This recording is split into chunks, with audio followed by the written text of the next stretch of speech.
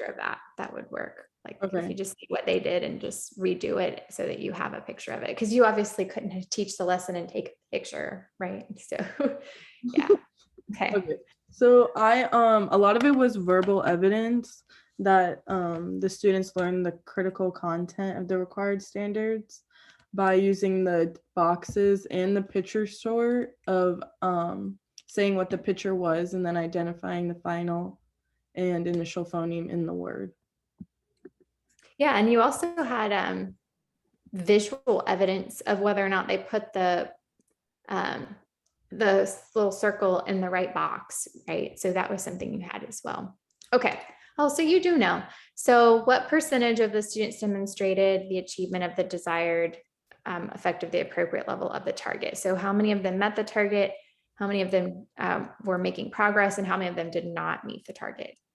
I said 75% of them, like the 3 out of the 4 students were understanding the target, but then Aiden on the end was kind of having a little bit of trouble with the Yes. learning target.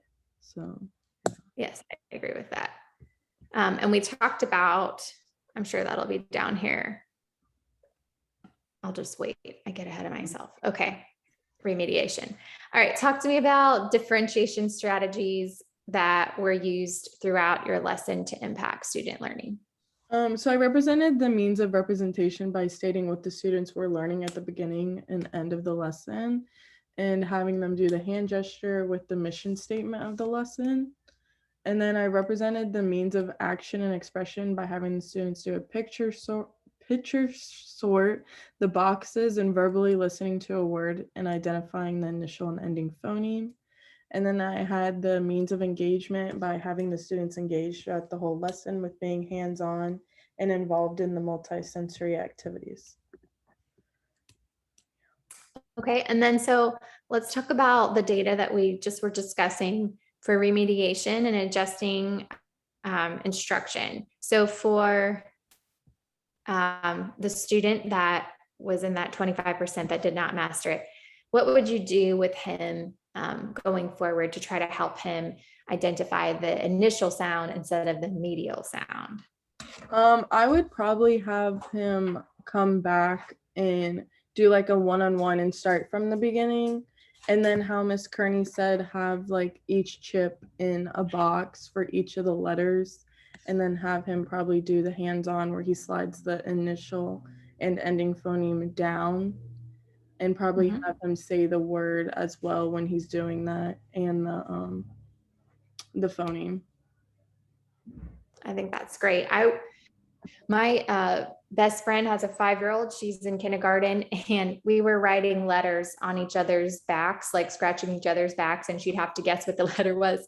And she likes to tap it out. So she would go like k-at, like, so she would go k-at.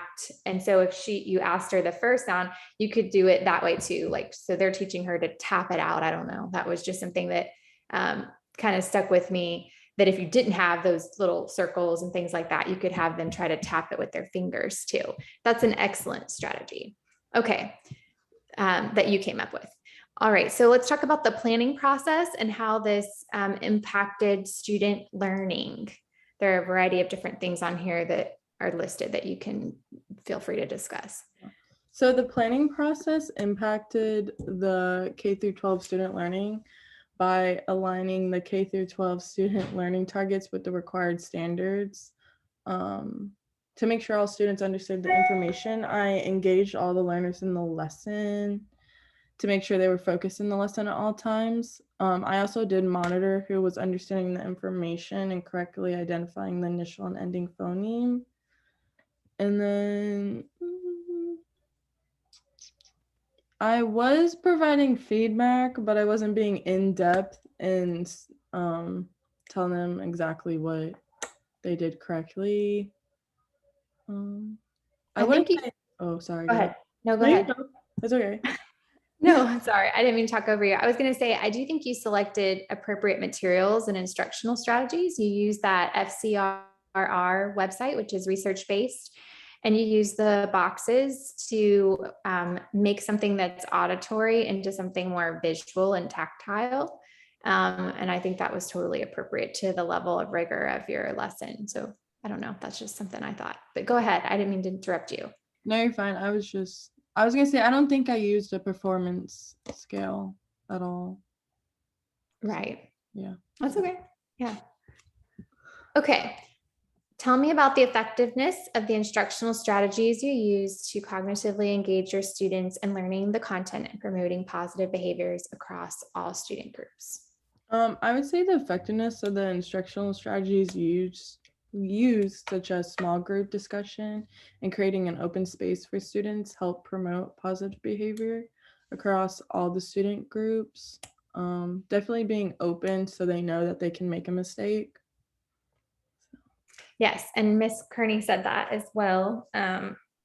She said you gave them a safe place to be wrong and caution to try again. And for students that were like the group you're working with, I'm sure that in reading, since it's something they struggle with, that they have been in an environment where maybe it hasn't felt so safe because they haven't been successful. So that was great of you to be able to provide that warmth climate for them. Okay, as you were teaching, what adjustments did you make as you noticed students who were meeting meeting the learning target and those who were not? I did see some students have a little trouble who like Aiden, and I had them retry the word and decode the word on their own. I did have a little trouble like kind of guiding him again, like how Miss Kearney said. But I did correct when he did try to do the middle phoneme, try to guide him to the ending because he was having a little trouble with the ending and middle. Mm-hmm. Yes, you did. And, you know, you even said, like, do you want to have like a friend try to help you? You know, like that was kind of making it where like, hopefully he wasn't like embarrassed, you know, that he wasn't able to get it. But I do think he could have maybe with that tapping it out or with pulling them down. So good things to think about for the future. Okay, I'm excited about this last question. Tell me about your comfort level, confidence, and knowledge of the critical content and pedagogy to effectively deliver the lesson. How would you improve in these areas in the future? So how would you improve your deepening, your understanding of the content? I would say I did have a high comfort level with understanding the critical content because I did watch a lot of videos and I did have a lot of like, how do I say, strong content knowledge from my one class. So I think that was very helpful. And then I'm gonna kill this kid. Sneezing. For practicing and rehearsing, I did practice with my family this weekend a couple times. Yeah, because I was wanting to make sure that was gonna go okay. And then reviewing the resources and material, like Miss Kearney, she gave me the resource from the FCRR. So I felt very confident in that because it was research based. And then collaborating with her and then also you on the plan, so I knew what was going to be the most effective. So tell me, how do you feel versus the first time we met and then now, how do you feel? Like, has anything changed? I feel very more like comfortable. I think because definitely my first lesson, it was my first lesson in person and I was very scared. And I think that my nerves kind of have died off like from each lesson. So I feel more confident, definitely. Well, I'm glad and I'm excited to see where you go next. Thank you. So thank you for being here for this. Do we have to do the action plan too?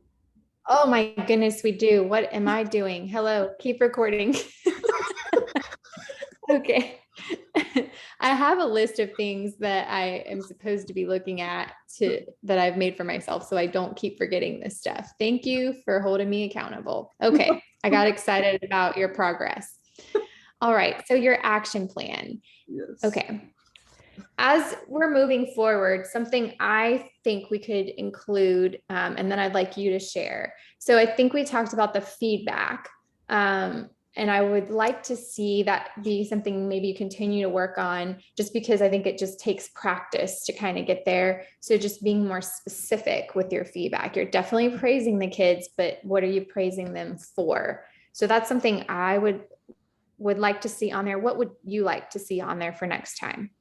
I said doing definitely the feedback, because I feel like I do say good job every time, but then I don't specify like what they did correctly so they know. And then I Mhm. also put on there having like an extra activity for students to have who like finish early, because I feel So, like in each lesson that I had, like students that finish early are kind of just sitting there and they have so, nothing to do. so differentiation, Yes. is that what you mean? Okay. Um, like something basically for them to do to keep, is that what you mean? Like something for them to do to kind of expand their knowledge if they finish early, they're continuing with what you practice. I think that's a really great one. And it's something that is really, really can be hard to do. And now that you kind of have that more, you've got these systems in place for learning about your subject knowledge and for practicing and all those kinds of things. Now this is something you can focus on more so, because I think your attention has kind of been on the actual, like, how do I implement the lesson? Now you're going to be able to fine tune it. So I do hope that you'll continue to do that research behind the subject knowledge, just because we can think like, oh, it's third grade math, like I know how to do that. But then they'll ask questions and you're like, how do I explain that? Right. So watching like YouTube and watching a teacher teach it, like you can learn so much from them, or even watching your teacher. So I hope that's something you'll continue to focus on as well, even if it's not on your action plan. Yes, especially since they changed a lot of it. Like, Yes. I'm really good in math, and then she started teaching a math lesson the other day, and I was like, I did not learn it this way. Yeah. So that could be one that you could put on there if you want to, or you could leave it off. But I would say those three would be great things to work on for the future. Okay. And it won't be with me, but Um, it'll be with someone else. All right. I think, is that all? I think that's all. Okay, we can stop recording, I think. okay.